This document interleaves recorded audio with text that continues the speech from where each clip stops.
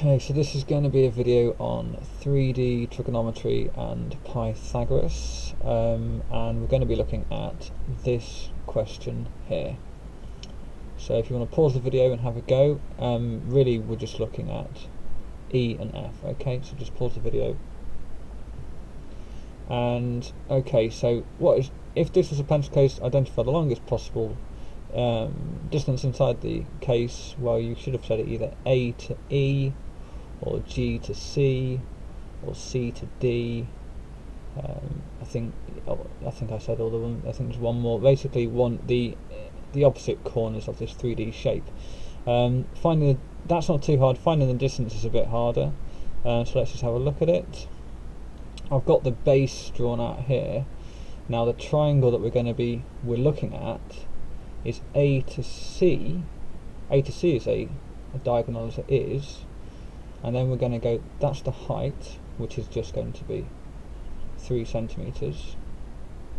And then you've got, this is the actual length that we're trying to find out. This is going to be A, and this would be E. You could do a similar thing if you want to do H to D or G to C or something like that. This side over here will be C. And so we need to first find out this length in order to find out that length, because then we can just use Pythagoras. So we don't actually need to use trigonometry for this. We're giving sides, we're not giving any angles, we don't have to find out any angles. So that's how we know we're going to use Pythagoras, not trigonometry. So first of all, to find out AC, we're going to take this rectangle and turn it into a right angle triangle.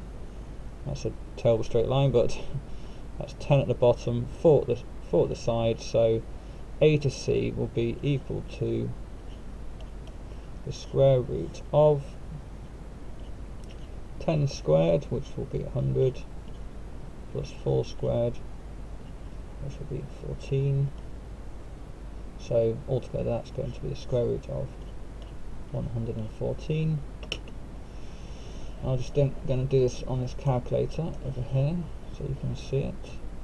I'm just going to shrink it as well.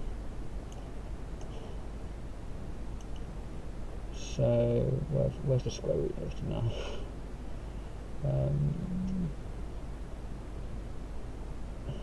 Where's the square root button?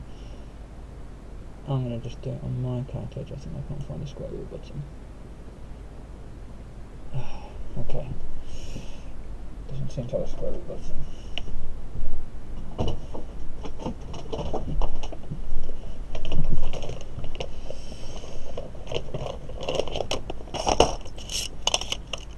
Okay, so the square root of, I'm just going to get rid of that, square root of 114, well, we can probably just leave it for now as just the square root of 114, but if you want to it doesn't actually simplify it on my calculator at least, so we're just going to leave it at that. So that's going to be, that is now the square root of 114. So we've got everything we need now. It's good to leave it as square root, to be honest, actually, because we're going to square it in a moment anyway. So so now we go to A to E. So A to E is equal to the square root of the square root of 114 all squared, which will be 114, plus 3 squared. I'm going to write 3 squared, obviously it's 9, but so you can see that's going to be the square root of 114 plus 9, which will be the square root of, it will be the square root of 2 to 3.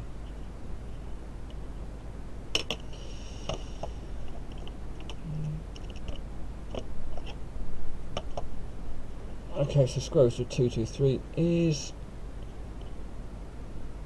to 3 significant figures. We've got the data in one, so we've got the data in one significant figure there, one significant figure there. That could be 1 or 2. So we can give our answer to 2 significant figures. So my calculator says 14.9331845 So I'm just going to say 15. and the unit is centimetres, so 15 centimetres.